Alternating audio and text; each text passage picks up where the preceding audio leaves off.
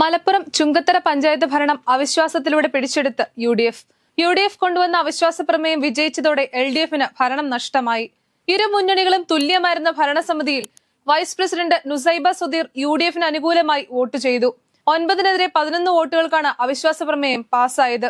PV. Anwar ഇടപെട്ടാണ് vice പ്രസിഡന്റായ Nusaiba സുധീറിനെ കൂറുമാറ്റിയതെന്നാണ് CPM ആരോപണം.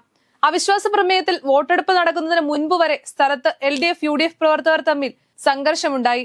PV. Anwar, Congress നേതാക്കളായ ആര്യാടൻ ഷൌക്കത്ത്, വി.എസ്. ജോയി എന്നിവർ സ്ഥലത്തുണ്ടായിരുന്നു. കനത്ത പോലീസ് സുരക്ഷയിലാണ് അവിശ്വാസ പ്രമേയത്തിൽ വോട്ടെടുപ്പ് നടന്നത്. അവിശ്വാസ പ്രമേയം നടക്കാനിരിക്കെ വൈസ് പ്രസിഡന്റ് നുസൈബ സുധീറിനെ കാണാനില്ലെന്ന് കഴിഞ്ഞ ദിവസം CPM നേതാക്കൾ ആരോപിച്ചിരുന്നു. എന്നാൽ ഭാര്യ തന്റെ ഒപ്പമുണ്ടെന്നും കാണാനില്ലെന്ന വാർത്ത കള്ളമാണെന്നും ഭർത്താവും തൃണമൂൽ കോൺഗ്രസ് നിലമ്പൂർ നിയോജക മണ്ഡലം ചെയർമാനുമായ സുധീർ പുന്നപ്പാല പറഞ്ഞിരുന്നു. അൻവറിന്റെ വിശ്വസ്തനാണ് സുധീർ. അവിശ്വാസത്തിന് നോട്ടീസ് നൽകിയതിനു പിന്നാലെ എടക്കരയിൽ നടത്തിയ വാർത്താ സമ്മേളനത്തിൽ LDF നുസൈബ സുധീർ ഉൾപ്പെടെ 10 അംഗങ്ങളെയും പങ്കെടുപ്പിച്ച് പ്രമേയം പരാജയപ്പെടുത്തുമെന്ന് പ്രഖ്യാപിച്ചിരുന്നു.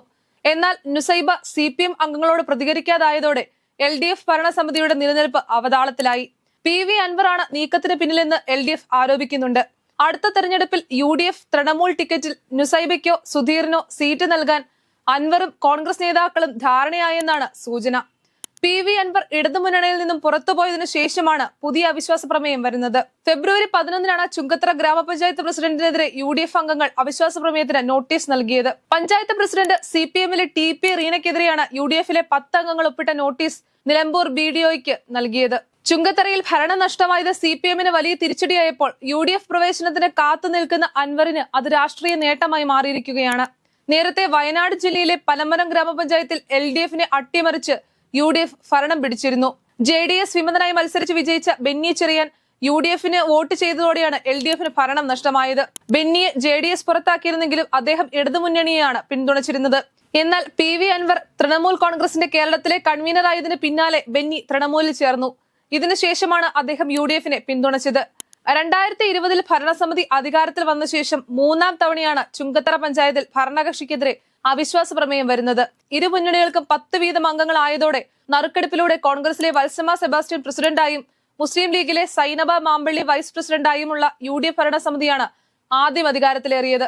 എന്നാൽ അന്ന് ഇടതുപക്ഷത്തിനൊപ്പമായിരുന്ന പി.വി. അൻവറിന്റെ നീക്കങ്ങളെ തുടർന്ന് LDF അവിശ്വാസം കൊണ്ടുവരികയും മുസ്ലിം ലീഗ് സ്വതന്ത്രയുടെ പിന്തുണയോടെ വത്സമ സെബാസ്റ്റ്യൻ പ്രസിഡന്റ് സ്ഥാനത്ത് നിന്നും സൈനബ മാമ്പള്ളി വൈസ് പ്രസിഡന്റ് സ്ഥാനത്ത് നിന്ന് പുറത്താവുകയും ചെയ്തു. ലീഗ് സ്വതന്ത്ര MK നജുംനിസയെ പ്രസിഡന്റായി തെരഞ്ഞെടുത്തു. പിന്നീട് 1 വർഷത്തിന് ശേഷം കൂറുമാറ്റ നിരോധന നിയമത്തിന്റെ അടിസ്ഥാനത്തിൽ മുസ്ലിം ലീഗ് നൽകിയ പരാതി പരിഗണിച്ച് തെരഞ്ഞെടുപ്പ് കമ്മീഷൻ നജുംനിസയെ അയോഗ്യയാക്കി ഉത്തരവിറക്കി. ഇതോടെ LDF-ന് 10-ഉം UDF-ന് 9-ഉം അംഗങ്ങളായി.